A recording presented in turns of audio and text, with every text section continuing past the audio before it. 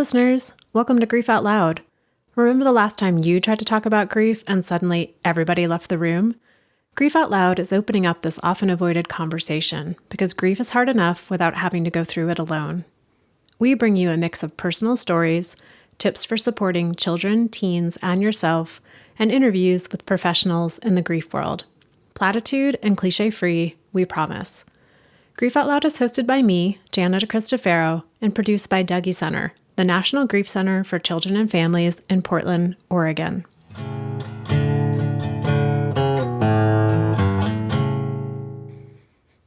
Hey listeners, just a note that this episode talks in depth about grieving when someone dies of suicide. So if you're not in a place to hear that, please skip this one. If you or someone you know needs support, you can call the National Crisis Line at 988 or text HELLO to 741-741. There's no shortage of descriptors for grief. Grief is a process. Grief is a journey. Grief is a roller coaster. Grief is messy. And my personal favorite, which hasn't gotten much traction yet, but just might after this, grief is like getting tossed into a centrifuge with no off button. No matter how you personally relate or don't to these attempts to articulate grief, a few through lines stand out. Grief is ongoing, ever-changing, and mostly it does what it wants, when it wants. For Charlotte Maya, author of the new memoir, Sushi Tuesdays, there's the ongoing nature of grief, and also the ongoing nature of trying to make sense of why grief showed up in her world.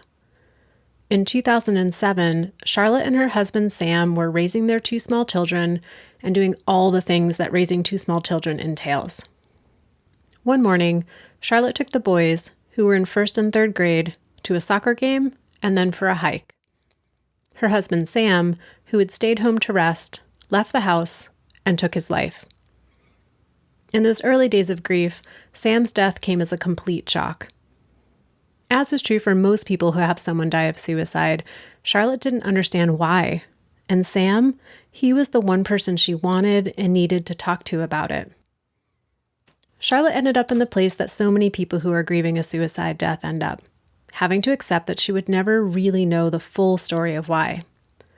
Even in that, though, questions continue to arise, especially as her kids have grown into adults with their own evolving understanding of mental health and suicide and grief. So for Charlotte, the never-ending reality of grief includes the ongoing relationship with the question of why. Charlotte's book, Sushi Tuesdays, is real and raw and takes readers along through the early days of grief, days that were filled with anger and confusion and sadness and trying to do the 1,001 things people have to do when someone dies. It also chronicles how Charlotte learned to support her two boys in their very different experiences of grief, and how she fell in love again with a man whose wife had died, giving her the opportunity to learn how to parent two other children who were also grieving. The title of the book, Sushi Tuesdays, is closely connected to how Charlotte learned to care for herself through this intense grief, but I'm going to let her tell you that story. Charlotte, welcome to Grief Out Loud. I'm looking forward to talking with you today. Jenna, thank you so much for including me on the podcast. And I know we're going to talk a bunch about your new memoir, Sushi Tuesdays. And as always on Grief Out Loud, we like to begin with the person who kind of brings a guest into this conversation. So when you think about your husband, Sam, what do you think about? Now I think about how young he was. He was 41. 41 always seemed young, but now I'm in my mid-50s and I was younger than Sam, and it just seems 41 seems impossibly young. I think also just about how kind he was and how much he's missing. Our kids were 6 and 8 when he died, and he died by suicide, which is a complicated kind of a death. And the kids are 22 and 24 now, and it just makes me sad how much he's missed. Of all of their milestones growing up and their experiences, positive and maybe challenging, just all of it as a parent. All of it. How would you describe those early days after Sam's death? Like looking back on it now, what stands out as the hardest part? Although all the parts are hard, it's hard to pick the hardest. But when you look back at it from this perspective. Well, the shock of his death, we had no idea that he was suffering so much. I knew he had back pain. I knew he had job stress, but I did not think he was suicidal. A lot of those things are normal. Job stress is normal. Back pain is not unusual. And Sam had suffered from back pain since he was a teenager. So in my estimation and my knowledge of him, it didn't seem aberrational or off.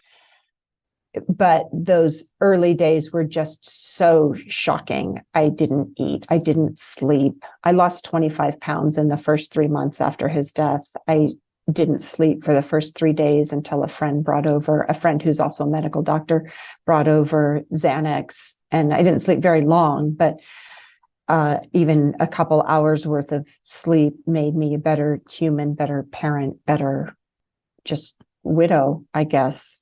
I think the shock of all of it and the guilt was excruciating because I had missed the signs that I could see only in retrospect. But as we were living our lives up until that point, I missed it. I missed any kinds of signs. You know what stands out, Charlotte, in reading your book, and I know you're writing it kind of reflectively, right? Looking back at that time. But in those early days, at least how you describe them, so much shock and so much confusion, but then also like so much clarity about what you needed to do almost in every moment. What's your take on that? That's a great question. It's hard to know, I think, in advance how you're going to respond to something you can't imagine. When I was in that moment, the police officers who came to let me know of Sam's suicide gave me some really powerful, good advice. They said, we will tell the children that their father died, but you have to tell them how. And we recommend that you tell them the truth because you do not want them to find out from somebody else. And at a time when nothing made sense, that made sense to me, that honesty, that transparency. And it's a little counterintuitive because there's so much shame and stigma surrounding suicide. And the children were so young. I mean, when I sat down with them to tell them that their father had died, the three of us fit in one chair. We used little words: sick, sad, daddy died. But I just think that advice to be completely honest and transparent, I didn't tell them, of course, all the details when they were 6 and 8, but that conversation has continued. They're 22 and 24 now, and that conversation still continues with bigger words: physiological, psychological, depression. And now the children teach me things as well. It's an ongoing process, but in those very early moments, to have that confirmation that honesty was a important path forward was very helpful. And it was in tune with how I liked to do things. So that made sense to me. But I was terrified. I was terrified that I would be isolated from my community, that I would be ostracized. But what I found was the opposite. When I was honest and when I was just very real about what had happened, what I knew, what I didn't know, what I found instead was connection and a community that continued to hold me in that dark and dreadful place. And having that community that shows up in such a clear and present way can be a bit unique, for people who have had someone die really of any cause, but particularly of suicide or homicide or substance use, some other death that tends to be stigmatized. And I remember there's a teen who came to the Dougy Center a long time ago who said, we asked the question, like, what's different about having someone die of suicide? And he said, well, the one thing that's different, there's so many more ways for people to be insensitive about it. And I was like, you write all the books, like, you got it. It's a brutal one. And I wondered, outside of the community who really could show up for you, like, what was your experience with that kind of reality for a lot of people who have had someone die of suicide? A lot of the cliches and common things that people say really don't work in the context of suicide. For example, one of the things that the religious community would say was, he's in a better place. And my 6-year-old said, Mommy, if Daddy is in a better place, shouldn't we go too? And which is horrifying to think about, that in the context of suicide, that we are landing in a better place, and that's the way to find peace. So I think that the teenager was very insightful. Just there's a lot of things that do not work in the context of suicide. It's so complicated. It's so confusing. The person that you love and you grieve and you miss is also the person you're pretty mad at. Now, can you say more about the way anger played a role in your experience? Well, I was very angry. I was heartbroken, but I was also very angry. Anger has an energy to it.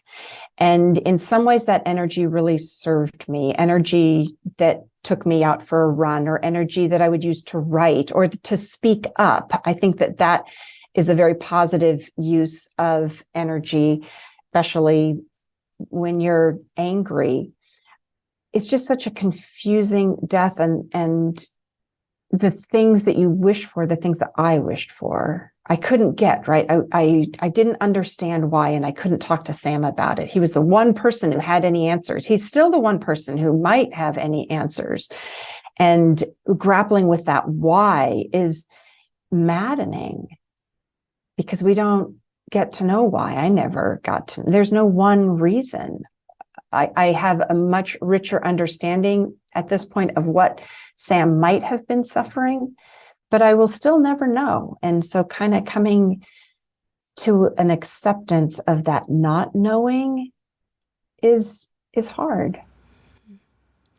In the book, you write about that kind of pursuit of the answer to the question why, almost like a venture that you have gone on. And I know for adults who are parenting kids, oftentimes they need to come up with some kind of why or some element of why to help kids. And what did you discover kind of in your adventure to unearth the why? I think for me, it's helpful to understand suicide and depression as an illness. It can be just as fatal and devastating as diabetes, as a heart attack, I usually use cancer or diabetes or a heart attack. As a comparison, it just looks uglier from the outside. It looks like a choice, but mental illness is an illness. And then when we understand suicide as an illness, then it helps us sort of frame what that experience might have been for him and what it is for us. Suicide, as you know, is the 10th leading cause of death in this country, but we don't talk about it. It's the second leading cause of death for the age group 25 to 34 and 10 to 14. And talking about it is the one thing we know makes a difference. So developing a fluency around suicide, it's a hard word to say out loud, but it's easier to say it out loud than it is to live it. And that's where my anger has sort of taken me. I'm not so angry anymore, even though I might have moments of anger now and then. Mostly I have moments of being mystified that this could have happened, even though Sam died in 2007. So it's been a long time, but there's still moments of there it takes my breath away. I think, really, he's gone and he killed himself. There's still those moments that seem impossible. I know you talked about the day that Sam died. You know, the police officers were like, honesty is the best thing you can do for your kids in this situation. What else did you instinctively do to support your two kids? I think I used words that were very clear. I didn't use euphemisms like he passed on or we lost him. I think that can be very confusing for young children, because if I lost daddy, what if I lose them? Like, how irresponsible a parent could I possibly be if I lost their other parent? So I think it's important to be really clear with children and to answer the questions that they're asking. Kind of like when we talk about sex with kids, you don't talk about all the details when they're 6, but if they're asking questions, then I think it's important to answer the questions that they're asking.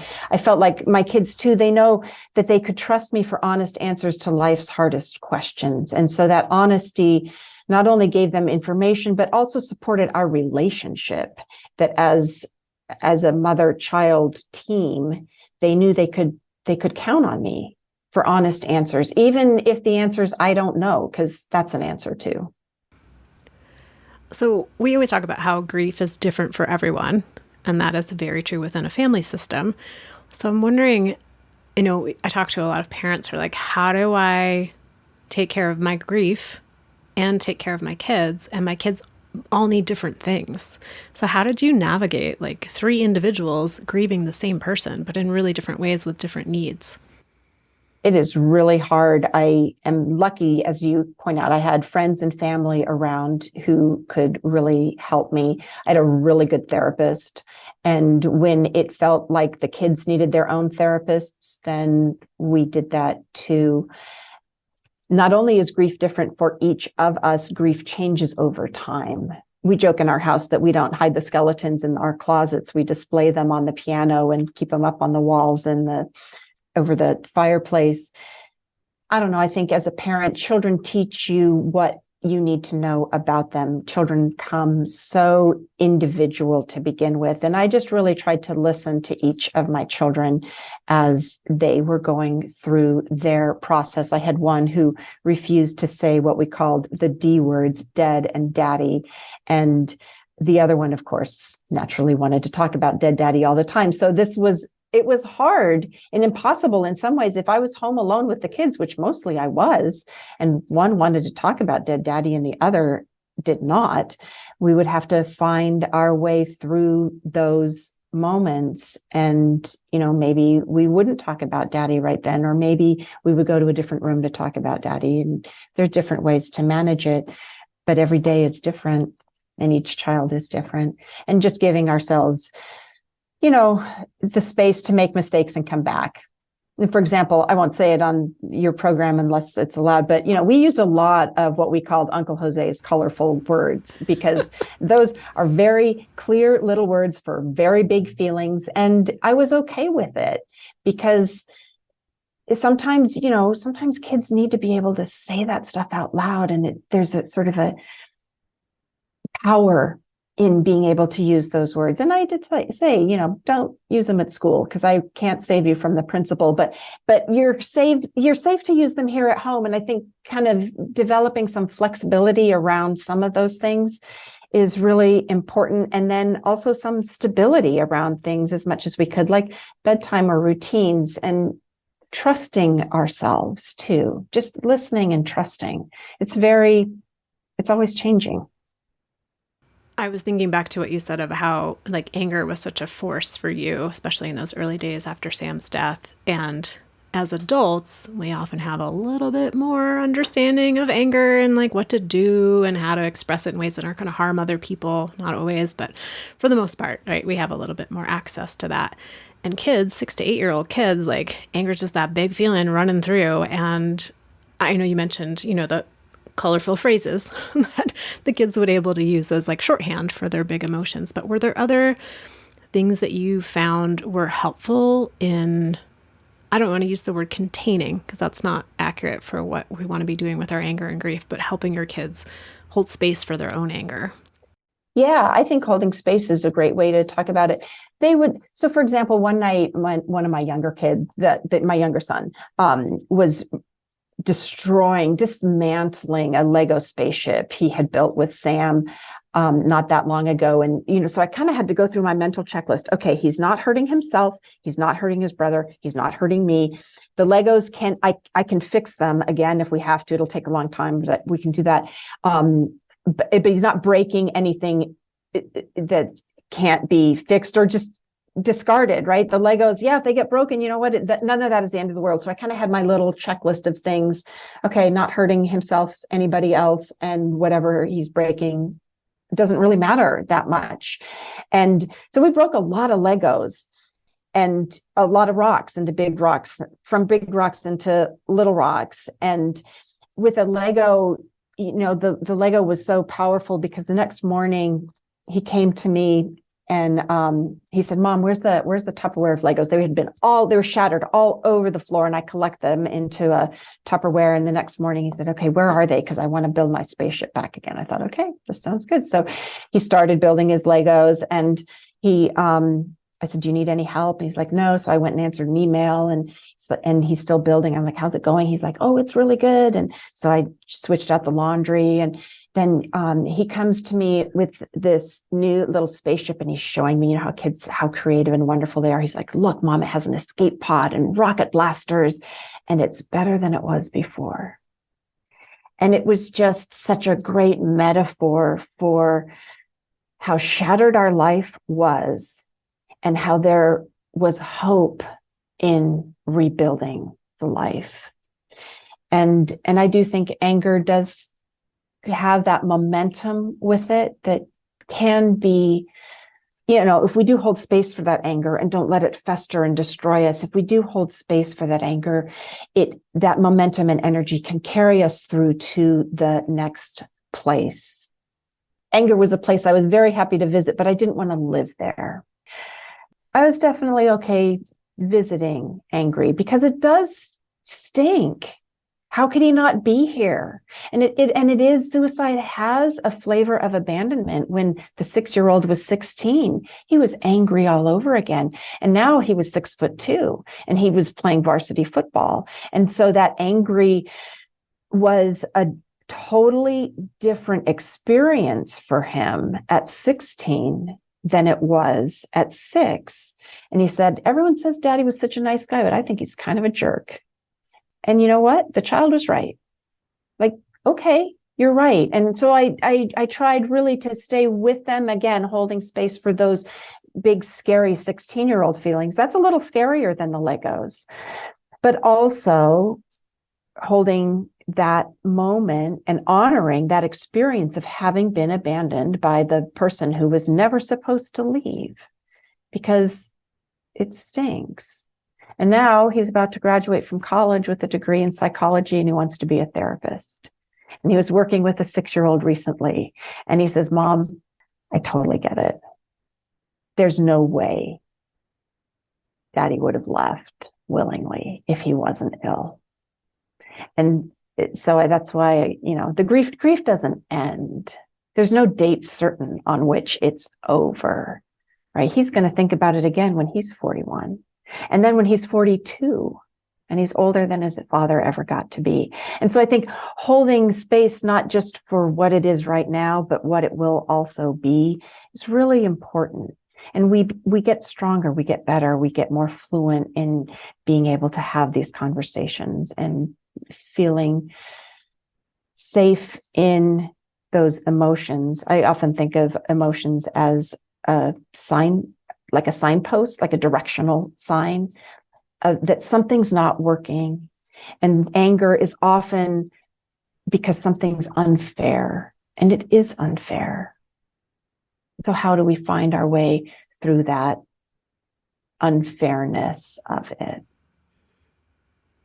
I'm really appreciating that in all of your kids' expressions of grief, big and small and in between, there seemed to be a lack of effort to corral them in any one direction, to really, like you said, be there with them. And so they had a lot of space and freedom to come to their own conclusions in a lot of ways. And that's something that I see serving kids as they get older and they do become teenagers and young adults, and they're needing to figure things out on their own. So we've talked a bunch about your kids. Let's talk a little bit about you. And the title of your book is Sushi Tuesdays. And that's really directly linked to how you learn to attend to your own grief needs. So tell us about that. Yes, the title Sushi Tuesdays comes directly from my days of self-care. I had a yoga class on Tuesdays that I really liked. And then my therapist had a recurring slot open up on Tuesdays.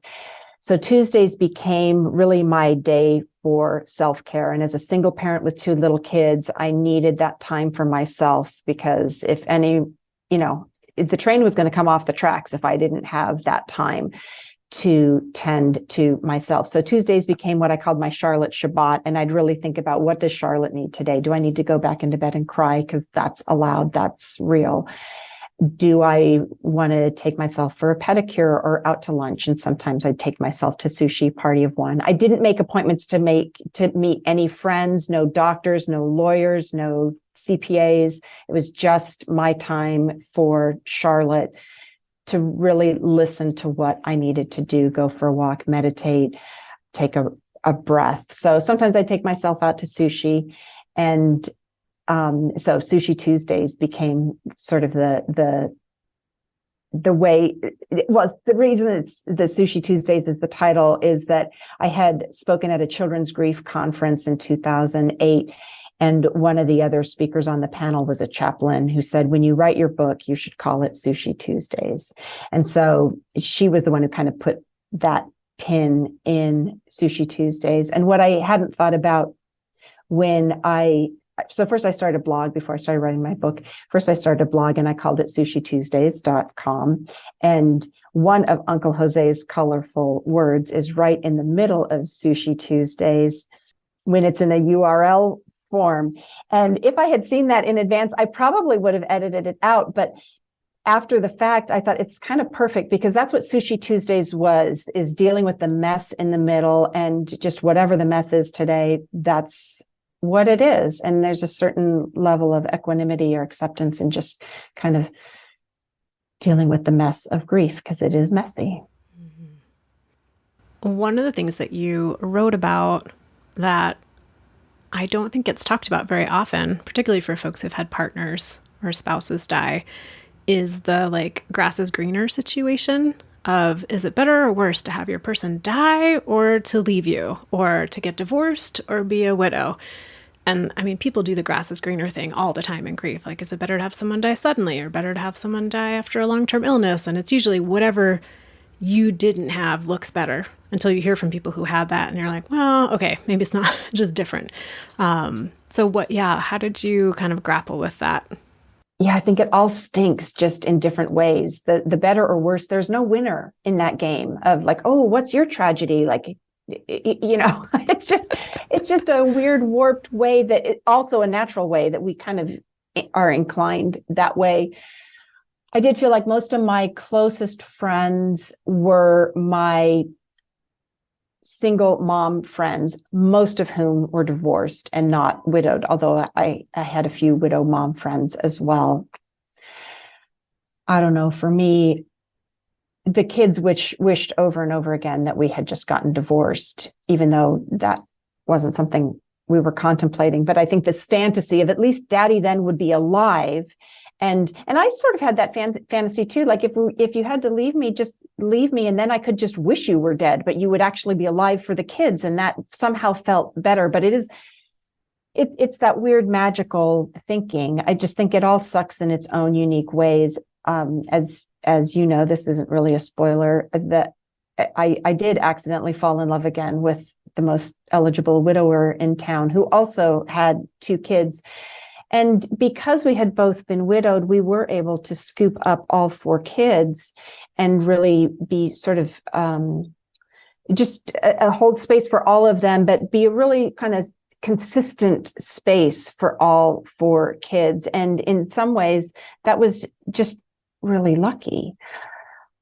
But the kids still all are missing a parent. And that's why it was really important to me when I wrote the book that the book didn't end with a wedding, because it's not a fairy tale. The grief still continues. We have Sam's pictures all over the walls and Debbie's pictures all over the walls. And that's important because Sam and Debbie are part of how we arrived to this beautiful blended family of 6. But there's still conversations about missing Sam, missing Debbie. It just, there's no expiration date on grief. And the fact that we have all experienced that grief helps all of us to kind of understand each other and be a little bit gentler with each other. You know, Charlotte, one thing I'm wondering about is you learned a lot about parenting your kids and their grief. And then when you met your now husband, you got to learn about what it was like to parent 2 other kids who were grieving somebody different. And I wonder what you learned in that experience. One of the things I learned, one of my stepsons, when he really needed me, I don't know if he did this consciously or not, to be honest, he would start talking about his mother. And I think I was always open to those conversations. I wanted to hear about her. I wanted to know, about her sports. She played basketball. Actually, she played all the sports, but basketball was her great love. And she had loved Diet Coke or just whatever things. Like I was totally in it to talk to him about whatever he wanted to talk about when he was talking about his mom. And I think he didn't have a lot of people he could talk to his mother about. And it was one of the ways that he sort of tested the waters to see if I was safe, if I would stay with him in that space. And I considered it a huge honor to be in that space with him, to hear about his mother. And it is interesting because now I have 4 kids, all of whom grieve differently. And some are more stoic, some are more chatty. And again, it still changes over time. I think just being willing to show up in those spaces, to say the names of the people that we loved and lost. I think with suicide, there's a risk that the stigma and shame will reduce our loved one to those last moments of their life in a way that doesn't seem the same with cancer or diabetes or even an accident or homicide. But for everybody, there's just a real comfort in being able to speak about the person that we loved and still love. Love remembers. Love and grief are 2 sides of the same coin. So as long as we keep loving them, we may keep grieving them, and that's not a bad thing. It keeps that love and that relationship alive at some level. I feel like too in that answer, Charlotte, it made it sound kind of like nice and easy getting to know your 2 stepkids. And I just want to say for listeners, like, it was not easy. There was a lot of like, I need you, but I'm also pushing you very far away. Well, the last woman he had fallen head over heels in love with died. Like, who wants to go through that again? That's a very natural inclination. So yeah, blending a family is also an ongoing process. It is not the Brady Bunch, even though our oldest is Gregory, but it is beautiful, and it's super fun and wonderful. But yeah, it's not for the faint of heart. Walking into step parenting teenagers was not so easy. The grief changes over time, and your kids change over time, and I wonder, are there ways that you see Sam showing up in your kids as they get older? And then what is that like? Yes. It's a little humbling and a little unnerving when I'll hear one of the children, for example, laugh exactly the way his father did, or interact with a little kid the way that his father interacted with young children, and indeed them. And I don't know, I just think life is bigger than we can know. I think for me, it just taps me into a mystery that's larger than life itself that we just can't know. And I don't like not knowing. Just let me be clear about that. I'm someone who likes to know. I like lists. I like things tidy and organized. If grief was a homework assignment, I would have been really good at it. This by this due date, that by another due date, in order. Let's see, first denial. Okay, check. Then acceptance. Okay, check. It doesn't work the way. It is a huge, big mess. There's no outline. There's no deadline. There's no timeline. That is really infuriating in a lot of ways. So just to be clear, I'm not a big fan of not knowing. I would rather know most of the time. But there's something about watching the young men who are now taller than their father was, doing some of the same things. Sometimes it just reminds me what a lovely man Sam was. Sometimes it frightens me, because if we're alive, we are subject to all manner of illness, physical and mental. And so sometimes it frightens me. And I have to remind myself that, especially as young men, it's their job to do their own healing work. I can't do it for them. That can be scary too, that letting go piece. But Then my therapist reminds me, Charlotte, you get to do your work. So that's where I have to start. And meditation is often a place where I start. So I just notice, okay, wow, that really looked like their father.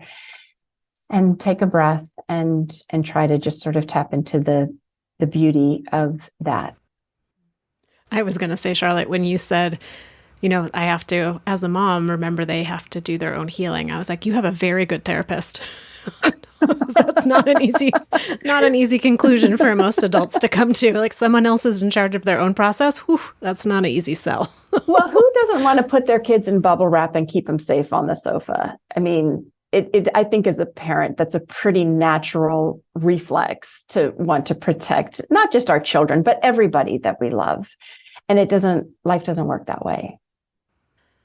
You mentioned that you really like lists and things being neat and tidy. And you write about how, for you, at least, the calendar days of grief, like Sam's birthday or the anniversary of his death, or maybe your wedding anniversary, those in some ways were almost easier because you could brace for them. But then there were the unanticipated days when grief just sucker punched you. And those were really tough. And I have two parts to this question. One, if you could maybe describe how you navigate those, and if you've had a more recent one. I think one of the things that I know now is that even when I'm sucker punched, even when I find myself breathless and teary, there's a part of me that knows that that moment is going to end, even if it sticks around for an hour or a day or a week, that it's not permanent. And so that movement of grief is comforting, even though in the moment it is pretty breathtaking.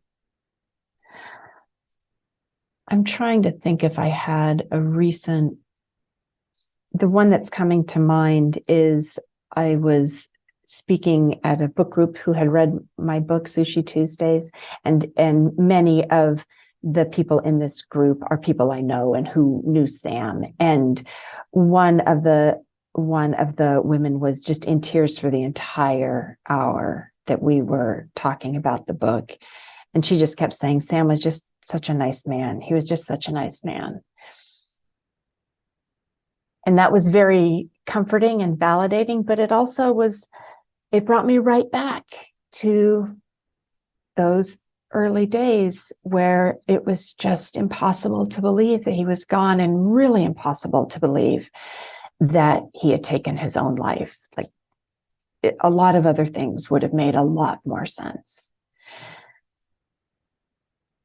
And I think the mantra I have repeated to myself over and over again since 2007, inhale, exhale, repeat as necessary.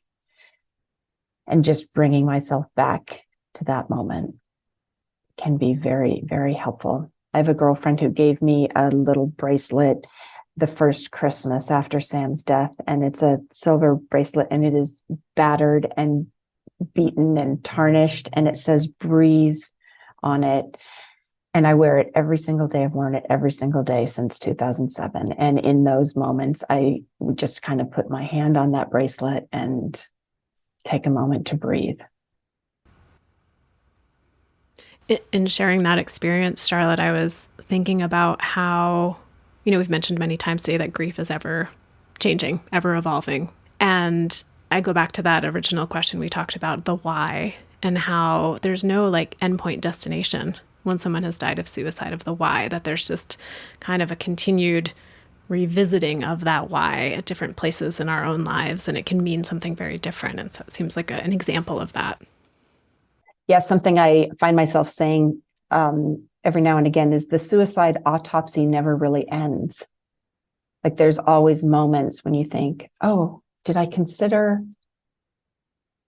addiction? Like, I don't think so. But there's those moments where you see something on the news. It might be something on the news, or it might be somebody else's suicide. And I think, oh, was it that? Like there's no tidy official county form embossed with the seal of the state of California, or any state for that matter, that just, gives a definitive answer. And that is hard to live with.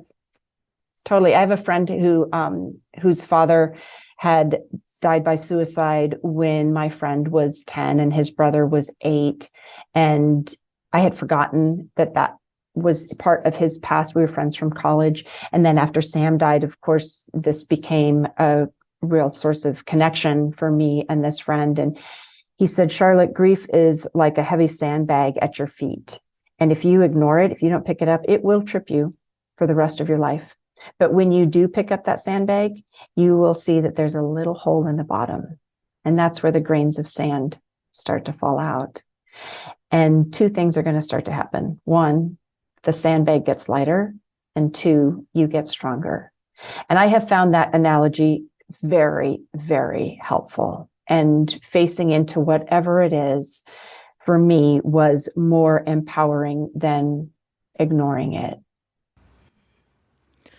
Well, Charlotte, I'm just feeling very thankful for your time today and for the book that you wrote, Sushi Tuesdays, which I tell this to listeners all the time. I read a lot of books around grief, and occasionally there's one that really just, I got to read to the absolute end. And yours was in that category for sure. I just appreciated the directness that you wrote your book with, which I think comes through in talking with you today. Are there particular places you want to just tell listeners right now of how to connect with you? Yeah, my website is charlotte-maya.com. That has all my social links. I'm on Instagram probably most often. That's Charlotte Maya Writer. And mostly the website, charlotte-maya.com. And that's where you can connect with me and see some of my other writing. And thank you so much for including me today. This is such a pleasure. I'm such a big fan of the work that you do and that the Dougy Center does. And children's grief, I think, is sometimes really marginalized and forgotten. And so I think this is such an important mission that you have. Well, thank you again, Charlotte. And listeners, the book Sushi Tuesdays is out now, so you can go get your own copy and visit Charlotte's website, and I'll put all that in the show notes. And thank you, as always, to each and every one of you who tunes in, who shares the show with friends and family, to those of you who reach out to me and let me know what the show means to you. If you'd like to do that, because I do love to hear from you, you can email me at griefoutloud@dougy.org. It's DOUGY.org. That's also our main website, where you can find all of the information about our local programming, our free downloadable tip sheets, activity sheets, workbooks, and all of the past episodes of Grief Out Loud. Our show is sponsored in part by the Chester Stephan Endowment Fund. Thank you so much for listening. We hope you'll join us again next time.